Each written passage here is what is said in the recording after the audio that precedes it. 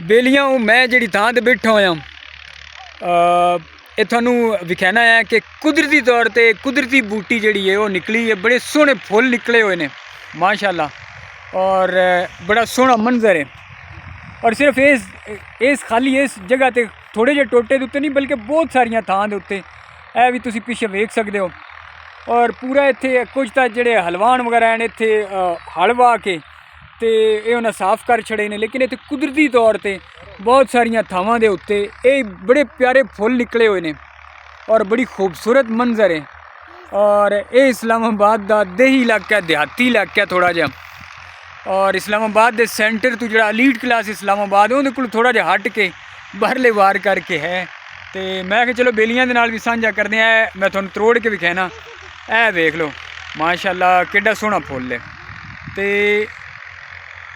बड़ा सोहना मंजर है।